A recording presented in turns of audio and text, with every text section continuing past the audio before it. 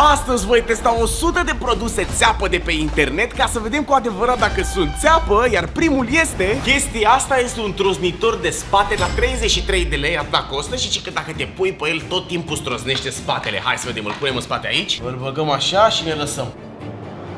Oh! Bă, sincer, n-a trozit nimic, stai să mai pun o dată, ia. Încă o dată. Oh! S-a auzit un pic. Wow! Deci, sincer, produsul chiar e eficient. Acest obiect îmi promite că pot desface capace de la borcane fără să mă chinui. Hai să vedem, uitați-vă puțin, capacul ăsta e mai mare decât mâna mea. Băgăm aparatul aici, vino și ține puțin de aici. Hai că țin eu de el, nu e problemă. Deci dacă poți, e mai mare ca tot corpul ei. Bă, a reușit, ești nebun. A mers măcar cât capul tău borcanul ăsta, ești nebun, dar l-ai desfăcut, bravo. Chiar e util acest obiect. Nu e țeapă, e eficient, hai să continuăm. Suntem la Try Academy și astea sunt niște palmare de nod din silicon care cică te ajută să nu-ți mult mai rapid, mult mai bine. Ia mă să vedem. Sărim frumos în cap.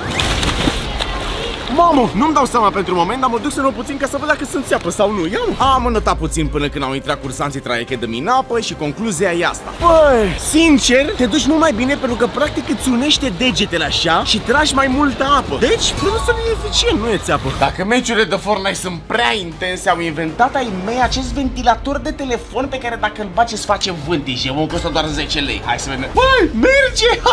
What? Uitați-vă cum face părul, vedeți? Mamă, băi, e prea șmecher, ești nebun?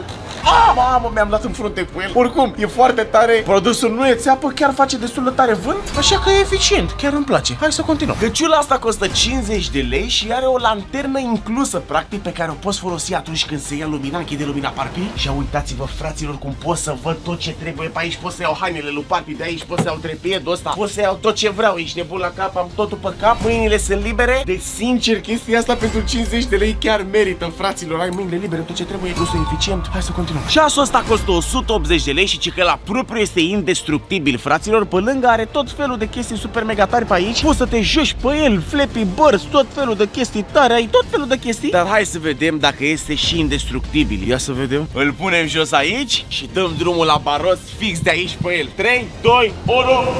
Mamă, hai că e indestructibil, dacă 180 de lei dai, 180 de lei face. Produsul practic e țeapă, nu e indestructibil, băi. Ăsta este un pahar magic, pentru că dacă îl bagi la rece, îl scoți, pui suc și apeși pe el, poți transforma o băutură normală în băutură cu gheață de aia slushy. Ia mă să vedem, punem și noi suculeanul aici așa frumos, gata. Și hai să vedem, apăsăm așa pe el, tată. Ia vedeți, mă, cum iese, ești nebun? Joacă-o pe asta. Hai să apăsăm. Am apăsat pe paharul ăla în continuu, motivat de faptul că vedeam pe net tot felul de review-uri bune, cum că ar merge totuși într-un final. Uitați-vă cum arată mâinile, fraților, după 20 de minute de făcut la ăsta. Dar în sfârșit am făcut slushy, ești de bun. Uitați-vă cum se vede gheața pe acolo. Ia mă să gustăm.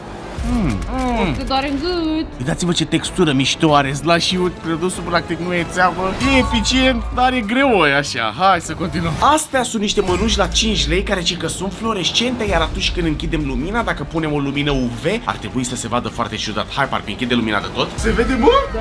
Mamă! Zi, Parpi, se vede mișto de la tine? Da, mișcă-te. Lul, ia mă duc mai în spate un pic. Ia uitați-vă, fac fluși, fac un ceva, mamițanu. Dați like, frații mei. Da, mă, fraților, deci astea se văd foarte bine. Mitul este complet adevărat. Hai să continuăm, dați like. Aparatul din mâna lui Parpi este un pistol de masaj la 60 de lei care că face masaj foarte bine. Ia mă, Parpi, hai să te văd. Ești gata? Da, hai să vedem. Opa, mamă, cum apasă. Bă, nu mai pune la mână, că am febră de la sală, nu mai... Aoleu, cum e în cap, să moară, bravete. Fac masaj la cap, nu e bun? Nu prea îmi place că îi doare. Pe coloană, băi. Aparatul e tare, dar nu știe Parpi să facă. Gata, oprește-te. Ia uitați-vă ce am pe spate, fraților. Săracu. N-are nimic, o să-i treacă peste oră, o să fie fericit. În orice caz, ăsta e eficient, nu e țeapă. Hai să continuăm. Asta este o alifie de mașină, costă 13 lei și că dacă dai unde sunt zgârieturi pe mașină și freci un pic, se duc zgârieturile. Hai să vedem, punem niște de-asta torpil așa. Zgârietura e destul de mare, dar hai să vedem. Facem așa un pic, dăm bine rău de tot, bine rău de tot. Dacă merge la 13 lei, ce-ai, mă? Trecăm bine rău de tot, că așa am văzut la băieți că făceau. Și acum ștergem așa și hai să vedem. Hai că s-a dus, dacă e doar salata albeața aia de pe zgârietură, ești nebun de unt. A, 13 lei.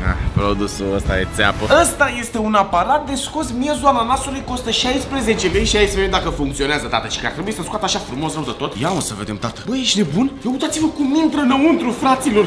Wow, cât de tare. Apăsăm pe el bine rău de tot. Cred că am ajuns destul de jos. Ne apăsăm pe el tare și fiți atenți să vedeți cum îl scoate, bă. Haide, haide. Oh, cât de tare, fraților. Uitați-vă cum arată ananasul înăuntru. Uitați-vă cum arată ananasul aici. Produsul practic e eficient, nu e țeapă. Ăsta este un blender portabil care costă 50 de lei. Eu sunt la Try Academy, mă pregătesc să intru la o ședință VIP și vreau să iau niște energie din la smoothie-ul ăsta. Hai să vedem dacă merge chestiunea asta. Și, a început, ești nebun? Ia, s-a oprit. Mai merge un pic, văd? Bă, merge 5 secunde și se oprește, ești nebun? Țin și apăsat, fac tot ce trebuie. Trebuie să apăs dublu click și că se închide automat. Mai amestecăm un pic situația pe aici și cred că s-a făcut într-un final. Hai să și gustăm momentul adevărului. 3, 2, 1. Mai are bucățele mari de fructe și momentul de față înăuntru. E cam țeapă, mă, că nu e bun. Bine, 50 de lei. Țeapă totuși. Chestia asta costă 7,59 lei. O lipești de oglindă și ce că atunci când îți iei barba nu-ți mai cade nimic pe jos. Ia, mă, să vedem, tată. E țeapă sau nu? Băgăm așa în barbă. Mamă, cum se vede părul pe acolo. Bă, dar cade. Bă, mi-a luat prea mult din barbă. Bă, cred că mi-a luat prea mult din barbă. Aoleu. Produsul e eficient că nu cade pe jos, dar nu mai stau să mai fac barba, mă duc la specialiști. Asta este o ventuză pentru îndreptarea mașinilor, costă 20 de lei, ușa asta este plină de înfundături și hai să vedem, o tată, dacă tragem de ea ar trebui să se îndrepte toată treaba. 3, 2, 1 și... Bă, stai că s-a deslipit ventuza, dar parcă s-a ridicat și aia. Oh, s-a ridicat un pic? Ia să vedem în partea asta dacă reușim. Am încercat să rezolv înfundăturile și unde ușa nu era foarte plată, dar concluzia a fost asta. Da, nu mă lasă să lipesc nicăieri unde nu e trebă, fraților. De sincer, produsul cam țeapă, numai aici, așa, numai unde vrea el. Semi-țeapă ceva. Asta este o umbrelă de smartphone și ce că o poți utiliza ca să-ți folosești telefonul chiar și în ploi torențiale. Ia, mă, să vedem, băgăm sub ploaie, încercăm să mimăm o ploaie și chiar funcționează perfect telefonul. Trebuie să intrăm pe cel mai popular vlog al nostru. Hai să vedem, dăm la videos, dăm la most popular și am intrat pe vlogul cu Sălin care a făcut 4 milioane de views. Poți să folosești perfect telefonul chiar și în ploi torențială. Produsul nu e țeapă, chiar e eficient, merge și acum, ești nebun. Ăsta este un suport de telefon pe care îl poți folosi să te uiți la YouTube atunci când ești în pat fără să mai ții mâna așa pe telefon sau să te întorci invers. Hai să vedem dacă merge. Am intrat pe ultimul clip de pe canalul secundar, băgăm aici așa și hai să vedem. O poate să ducem mai în partea asta? Nu prea stă fix acolo unde vreau eu, dar sincer merge, ești nebun, adică mă uit lejer acum la vlogul meu de pe canalul secundar. Deci produsul e eficient, nu e țeapă. Hai să continuăm. Chestia asta costă 10 lei și este un curățător de sos cu care poți să cureți solzii de pe pește. Avem aici un crab și hai să vedem dacă merge. Tată, îl ținem bine și hai să-i dăm. Mamă, ia vedeți, bă, ești nebun? Cum se strâng acolo solzii, fraților, tâmtare? Mamă, ce lejer, nici nu sare. E forță, mă, merită toți banii ăștia 10 lei, ești nebun? Senzație, ia uitați-vă cât am strâns aici. Nici asta nu e țeapă, mă, fraților, doar 10 lei, e eficient. Hai să continuăm. Ăsta este un umidificator portabil și că noi dacă îl băgăm în Pepsi la propriu poate să emane Pepsi în cameră, în aer, dar prin aburi. Ia, mă, să vedem dacă merge, îl băgăm așa aici frumos. Apăsăm pe buton. Nu pot să cred. Deja? Stai că încă nu miroase. Uitați-vă ce se întâmplă aici în Pepsi-ul ăsta. Acționează, cred. Filtrul ăsta s-a făcut la propriu maroi. Ești nebun? Mamă, dar îi dă torpilă. Uitați-vă cum bagă. Ești nebun, zici că e fântână de-aia.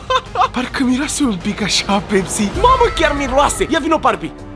Da, bă, chiar miroase a Pepsi. Chiar e eficient? Hai să continuăm. Asta este o minge zburătoare aparent, costă 50 de lei și hai să vedem dacă chiar o să zboare, mă. Dă-i o lică. Ok, face așa, uitați-vă cât de tare arată. Bă, uitați-vă cum o țin, ești nebun? What the fuck, eu. Mamă, fraților, prinde Parpi.